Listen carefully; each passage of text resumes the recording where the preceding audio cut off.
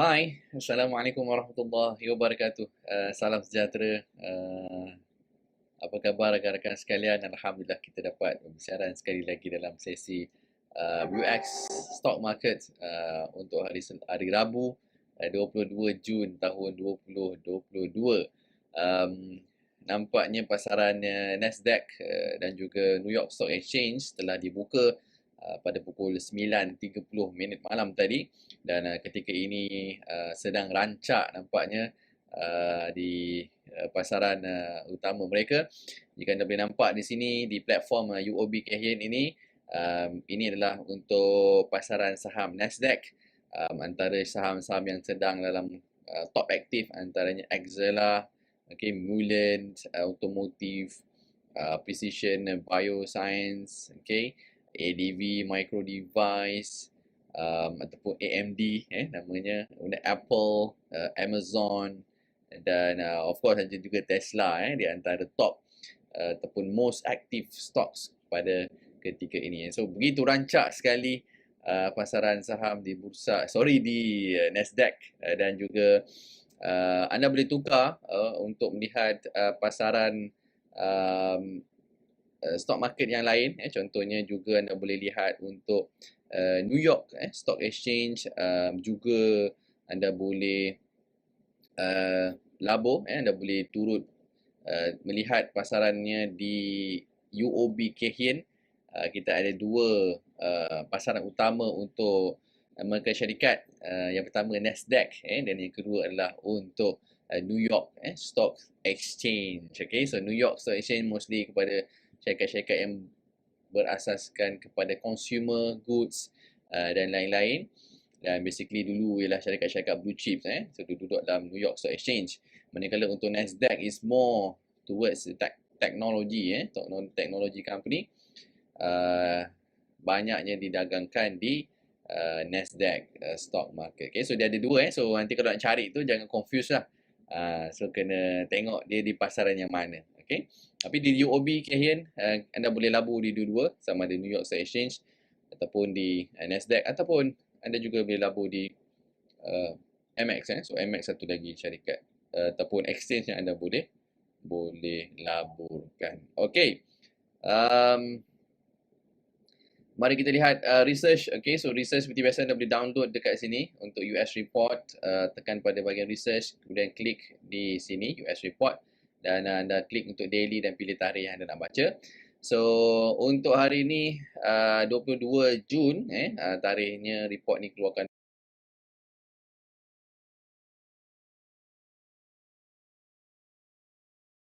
ni terus. So saya dah download tadi. So inilah muka depannya. Untuk hari Rabu 22 Jun tahun 2022, ada pelbagai tajuk-tajuk menarik dan juga panas hari ini di pasaran Amerika Syarikat. Mari kita lihat satu persatu apakah perkara-perkara yang menarik kita boleh perhatikan di pasaran saham Amerika Syarikat. Okay, so this is untuk North America. Semalam adalah hari pertama sesi dagangan bagi pasaran saham di US selepas mereka tutup pada hari Isnin. Mereka cuti holiday, so 3 hari Sabtu, Ahad dan juga Isnin cuti. So hari Selasa semalam baru start balik dia punya dagangan. Market recap untuk hari semalam pukul 4 petang. Stocks climb as investor return from a long weekend. Okay, long weekend 3 hari dia cuti. With mega cap growth and energy companies up sharply. So antara syarikat-syarikat yang mendapat kenaikan semalam adalah syarikat daripada segi mega caps growth dan juga energy lah.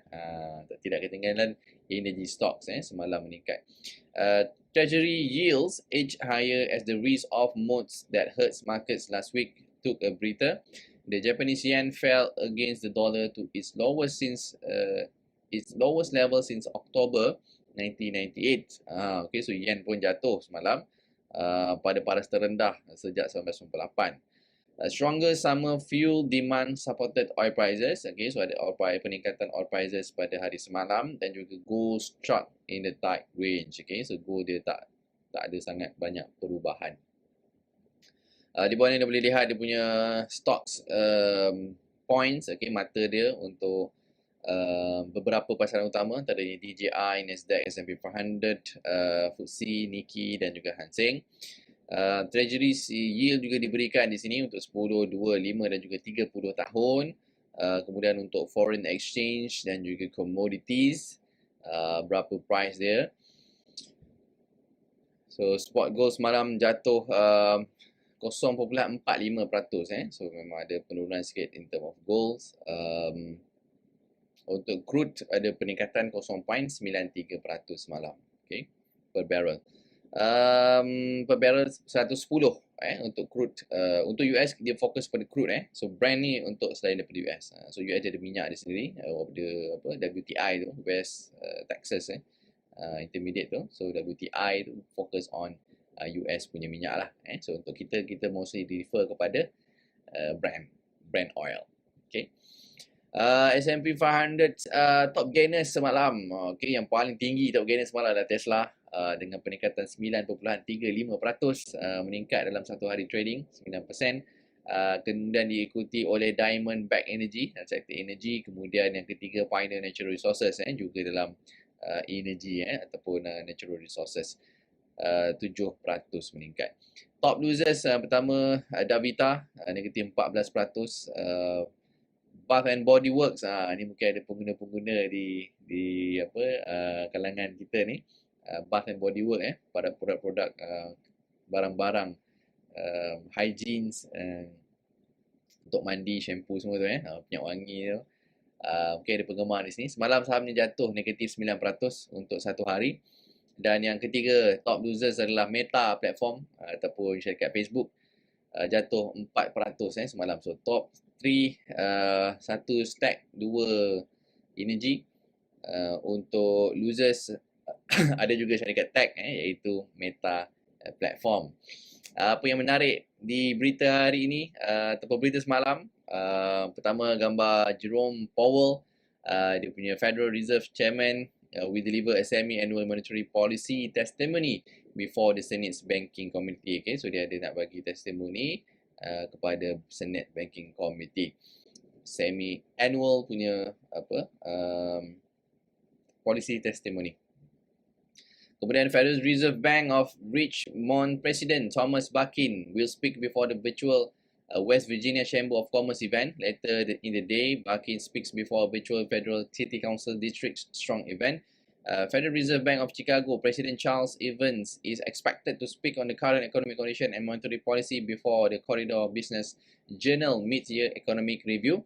Also, Federal Reserve Bank of Philadelphia President Patrick Harker and Federal Reserve Bank of Richmond President Thomas Buckin will participate in the macroeconomic outlook discussion before the macroeconomic policy to foster equality symposium with the Federal Reserve Bank of Philadelphia and the Official Monetary and Financial Institution Forum. Okay, so ada beberapa Fed Reserve President untuk beberapa district, untuk beberapa state, Richmond, Philadelphia akan berucap especially berkenaan dengan monetary policy yang mana baru-baru ini last week diumumkan kadar interest rate yang terkini selepas peningkatan sebelum yang 75 basis point yang sebelum ni. Okey. Antara lain yang berlaku, US Food and Drug Administration FDA Commissioner Robert Califf and Chiquita Brooks Leso, saya tak tahu macam nak sebut nama dia. Centers for Medicare and Medicaid Services speak at Aspen Idols untuk health event. CEO of PepsiCo, Reckitt dan juga Tesco are scheduled to speak at the Consumer Good Forum. Okay, ini antara beberapa ucapan ataupun forum utama untuk syarikat-syarikat giant dalam bidang consumer. Other speaker on the same day include Musk CEO of Ocean and Logistics, Vincent Clerk, Majid Al-Futaim, CEO of Honey Waste, United Nations Environment Program Executive Director, Inge Anderson and Gorilla CEO, Kagan Sama. Okay. Kemudian untuk Satu lagi, bagi CEO Boeing, Qatar Airways and IAG will speak at the event at Doha following the IATA annual meeting. So ada annual meeting di Doha. Beberapa CEO utama syarikat penerbangan antaranya Boeing, Qatar dan juga IAG akan berucap di sana. Argentina trade balance for May is due. Trade surplus likely narrowed to 1.2 billion in May from 1.4 billion in April. So ini data untuk Argentina. Manakala live chat Reuters Global Market Forum, Reuters Equity Correspondent in London and New York examine how a busy corporate earnings weeks is playing out on both sides of the Atlantic. Okay, so itu untuk Reuters punya Market Forum.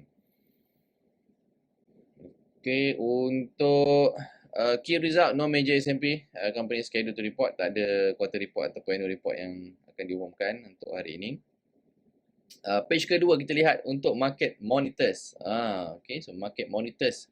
Ini yang menarik ni, data yang diberikan untuk VIX. Wall Street's major indices jumps as investors scoop up shares of mega cap growth and energy companies after the stock market sold last week on worries over global economic downturn. So energy sector, top gainers, the top gain S&P 500 sector this year surged 5% to 584 after tumbling last week. Okay, so energy sector bergerak malam.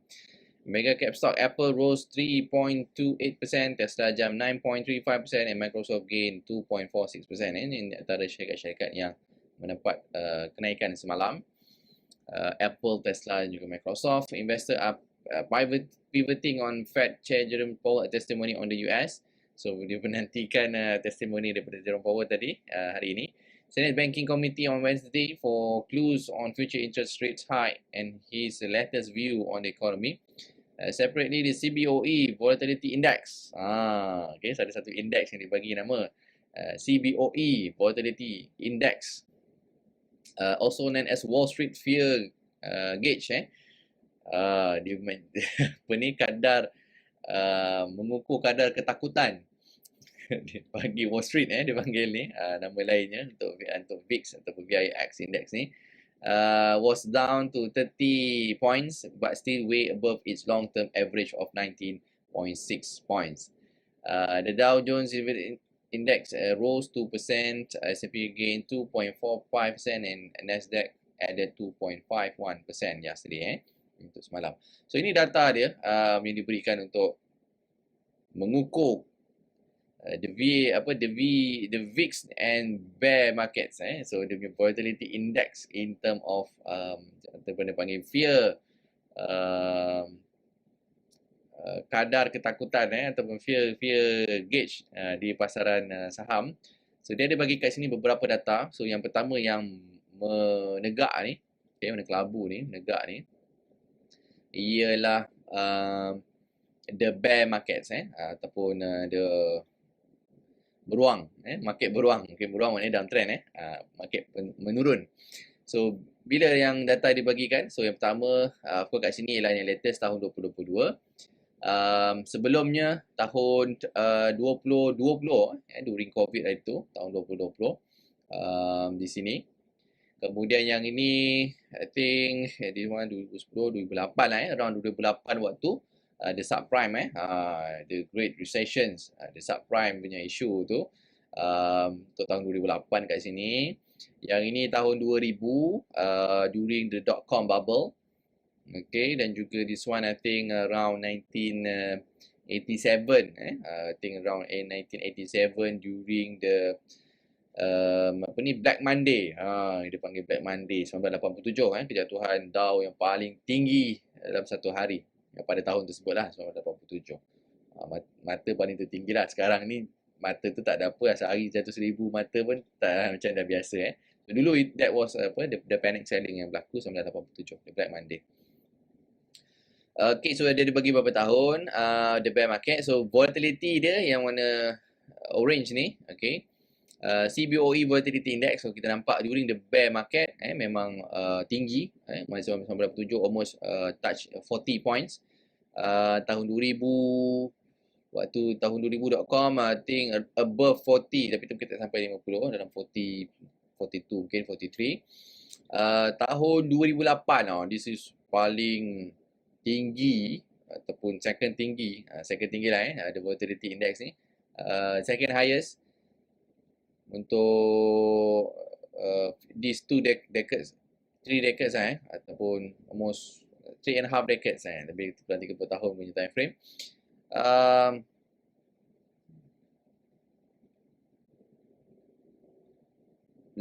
I think almost 80. Dia punya index dia sampai 80 during the subprime. Okay, so was fear lah, maknanya ketakutan dalam market tu was banyak maknanya volatility tu tinggi. Okay, so during market volatile is paling tinggi dah during bear markets. So yang paling tinggi kat sini waktu during COVID, okay, this was I think the highest, more than 80 lah. Dia punya index ni lebih daripada 80 pada tahun 2020. But currently it's ranging untuk tahun 2022 sekitar tak sampai 40 mungkin 30 plus lah, pada paras 30, lebih 30, tapi tak sampai 40 lagi. So but dia kata pada paras 30.09, okay, kat sini 30.09, dia bukan tertinggi, tapi dia juga bukan terendah lah. Okay, in term of median, dia di atas dia di atas median dan juga dia di atas average. Okay, so average adalah 19.6, median dia adalah 17.7. Okay, so sekarang ni pada level 30. So fear dia more than average lah. Okay, so this is antara data dia panggil fear in the markets. Not so high as compared to the previous market crash ataupun the bear markets before this. In comparison tahun 2022 to compare dengan tahun 2020 tadi kat sini during COVID, tahun 2008, tahun 2000 dan juga tahun 1987. So dia taklah tinggi sangat in term of volatility tu. So the fear gauge tu dia tak tinggi sangat lah. Okay. Kemudian kita tengok kat bawah ni dia cerita berkaitan dengan treasury yield was slightly higher as the risk of mode which weighted on US market last week took a pause, lifting stock as investor return from a long holiday weekend. It feels like investors are selling treasuries to pivot back into equities following a brutal sell-off over the past few weeks. Okay, so ini yang diperkatakan oleh Steven Schwitzer, senior fixed income portfolio manager di Swarthmore Group. So dia kata mungkin it feels like dia rasa mungkin investor telah kembali ke pasaran equity setelah sebelum ini mereka parking dekat treasuries notes ataupun treasuries treasuries bond ataupun most notes notes untuk short term. Dia duduk kat situ dan currently dia dah pivot balik masuk dalam equities market selepas habis bukan habis lah, selepas beberapa minggu sell off yang berlaku di pasaran saham. Okay, so 2 years notes were down 3.2% and 10 years notes yielded 3.3%. So dia tak banyak sangat pun beza sebenarnya. 2 dengan 10 tahun tu. Okay. Japanese yen tadi jatuh, okay, lowest since 24 tahun compared to dollar. Anda boleh baca kat sini. Oil prices edge up on a higher summer fuel. Okay, ni semalam, tapi hari ni I think dia jatuh sikit oil price. So hari ni market dibuka tadi macam ada pre-market tadi ada pengurangan. The coming months we continue to expect higher oil prices. He said Brent future rose 0.42 and US Texas WTI were up 0.93%. Okay. Gold, tadi kita dah tengok dia were hammered into range as rising treasury yields and aggressive rate hike backs the bullion appeal despite a pullback in the dollar. Okay, so dia tak banyak sangat movement, tapi semalam dia mengalami penurunan. Top news antara yang menarik dalam syarikat Kellogg's. Kellogg's sebutannya. Dulu kecil-kecil kita selalu makan dia punya cereal tu, Kellogg's Frosties apa nama dulu tu. Syarikat ni dia nak split kepada 3 independent company. So daripada 1 dia nak pecah 3. In the latest US corporate overhaul aim at simplifying its structure and sharpening its focus on snack businesses. Okay, so dia nak pecah 3. So Kellogg 1, Pringles and Pop Tarts maker. So ada 3 dia nak pecah. Will result in creation of global snacking business that will also house its international cereals and noodles brand and its North American frozen breakfast division. The business brought in net sales of 11.4 billion untuk tahun 2021, accounting 80% of its total revenue. Okay, so Kellogg's tu main lah income dia, 80% contributed daripada dia punya cereal tu. Okay, so Chief Executive Steve Cahillin told Reuters the decision to split the business was made to make them very focused strategic categories. Cereal will not have to compete for resources against a high-growth snacking business. Frosted Flakes does not have to compete with Pringles for resources. Cahillin said on a call with analysts. Kellogg said it will spin off into separate company in North America cereal units and the plant-based businesses, for which it is also exploring options, including a sales share of the company. The share of the company ended 2% higher at $68. So Kellogg semalam meningkat naik selepas pengumuman syarikat akan pecah kepada 3, split kepada 3, berbanding sebelum ni dia combine. So Pringles bawah dia, Kellogg semua bawah dia. So dia nak pecahkan kepada 3 selepas ini. Okay, so berkenaan dengan anticipating US downturn, Elon Musk details Tesla staff cuts. Sebelum ni mungkin kita pernah dengar news atau kita terbaca, Elon Musk panggil balik semua masuk office, kerja tak boleh work from home dah, atau siapa tak balik dia akan pecat. Kemudian diumumkan dia akan cut dia punya manpower 10%. Okay, so itu pengumuman dia sebelum ni. Dan kalau kita lihat yang dimaksudkan sebenarnya, okay, so kita lihat kat sini, Elon Musk, CEO of Tesla, said 10% cut in salaried staff at the electric car maker will happen over 3 months. Okay, so dalam masa 3 bulan ni, dia nak cut dia punya pekerja. As the world richest man predicted a US recession was more likely than not. Ini jangkaan Elon Musk berkenaan dengan recession ni. Antara topik yang cukup hangat diperkatakan ketika ini berkenaan dengan recession. So Elon Musk antara yang vokal juga berkenaan dengan recession, yang mana dia menjangkakan akan berlakunya recession di US economy.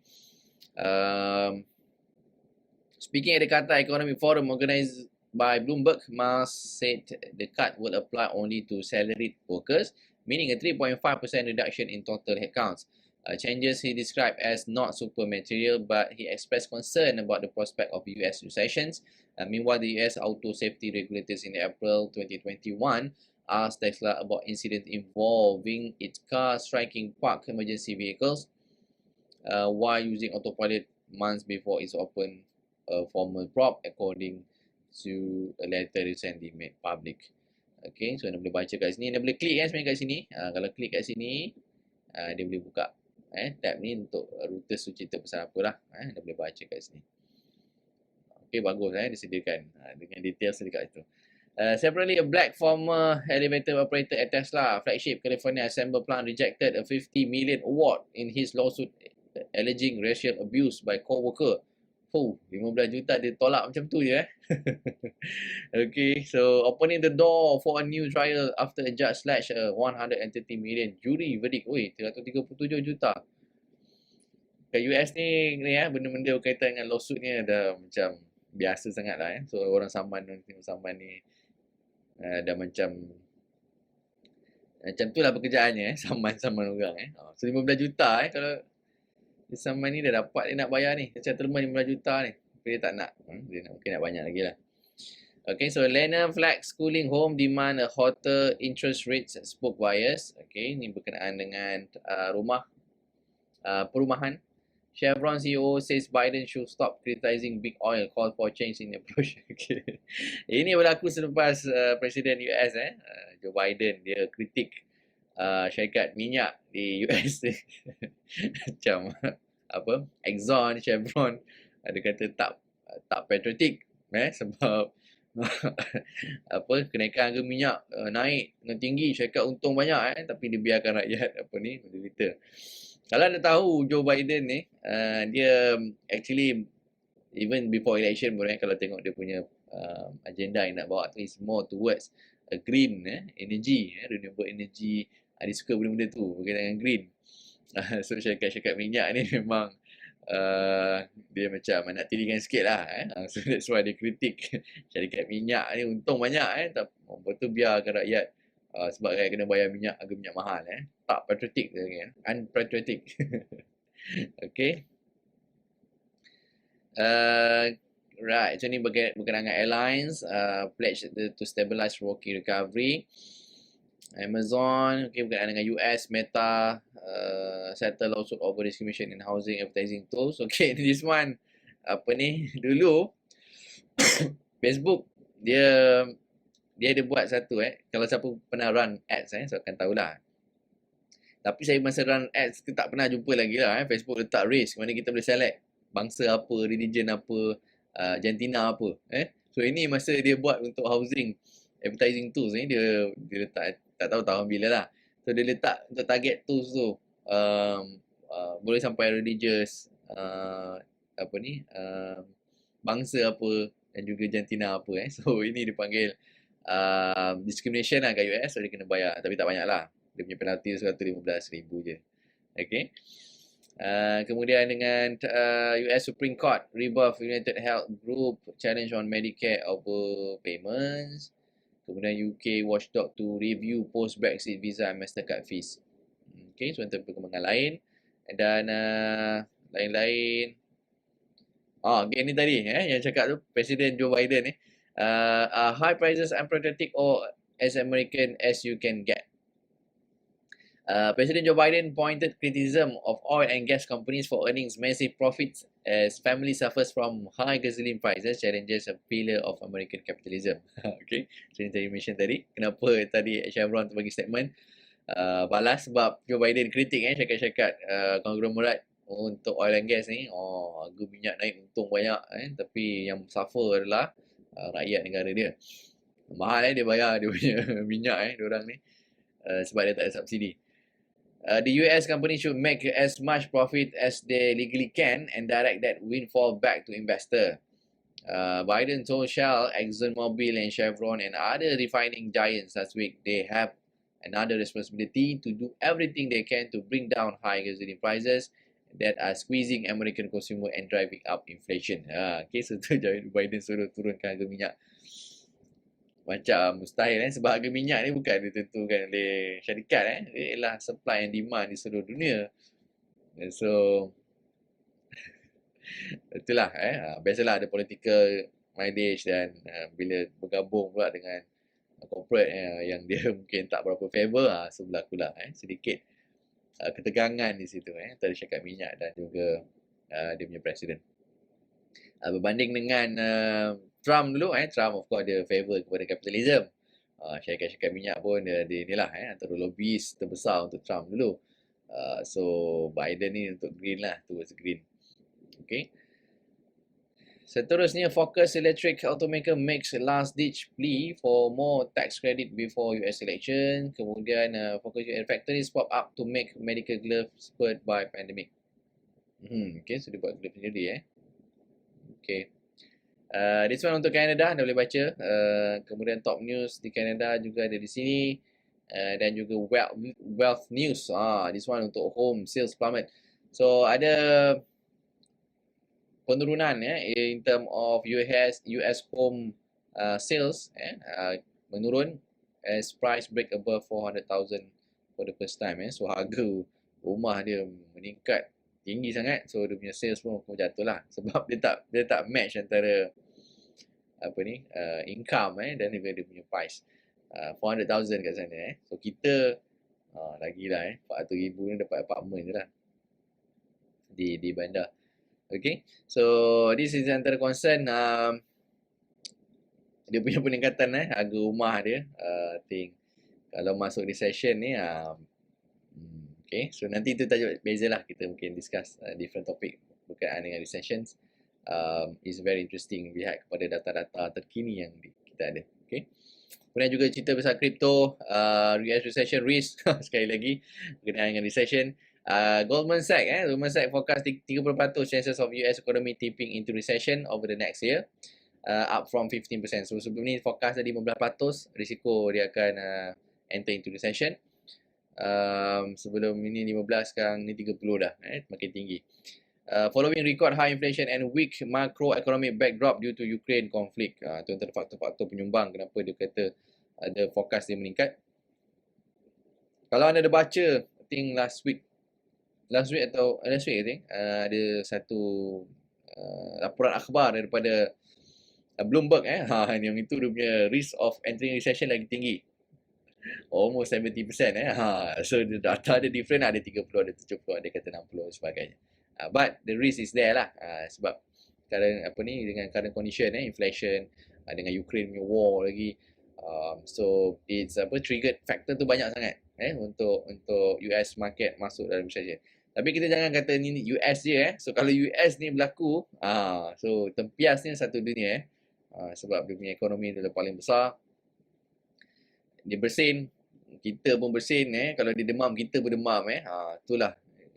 Sebab tu kita kena fokus apa yang berlaku di cuba juga untuk lihat data terkini berkenaan dengan US supaya kita boleh buat persediaan untuk kita punya keadaan di Malaysia. So it's very from day to day dia punya chances of getting into recession tu makin tinggi. Goldman Sachs pun dulu kata 15, sekarang dah 30%. Yang Bloomberg punya statement tu sampai 70%. Dia punya risk entering into recession. So it's very alarming lah, dan juga sangat-sangat merisaukan sebenarnya keadaan ni. Okay, tapi tak apa, kita akan cuba discuss the different topic because ada punya tajuk tu sangat besar berkenaan dengan recession ni. Libra Group acquire St. John Shipbuilding, take over, kemudian SPAC deals dan juga crypto leaders face a DeFi drubbing. Okay, the hit dan lain-lain. Alright, so I think itu saja untuk kita punya session hari ini, malam ini berkenaan dengan US stock markets. Banyak berita sebenarnya yang panas hari ini. Begitu concerning, alarming dan juga quite worrying, berkenaan perkara yang berlaku. But of course dia ada juga on the positive sides. Kalau kita tahu untuk mengambil peluang dan juga kita pandai untuk melihat perkara in term of positif, insyaAllah kita akan jumpa ataupun boleh take the advantage of the current situation. InsyaAllah kita akan cuba bedah perkara tersebut dalam sesi yang lain. Mungkin satu tajuk special berkenaan dengan recession dan juga market crash. Saya cuba siapkan saya punya kajian. Doakan agar siap dengan cepat lah, agar saya boleh present kepada anda semua dan kongsikan kepada anda dalam sesi yang akan datang, insyaAllah. Thank you so much kepada yang join dari sesi awal sehingga akhir, dan juga jutaan terima kasih kepada yang dah kongsikan video ini. So please share this video agar lebih ramai insyaAllah dapat manfaatnya. Dan kepada anda yang ingin membuka akaun UOB Kehin, anda boleh hubungi saya untuk saya bantu anda cara membukanya, insyaAllah. Dan saya akhiri dengan Assalamualaikum warahmatullahi wabarakatuh.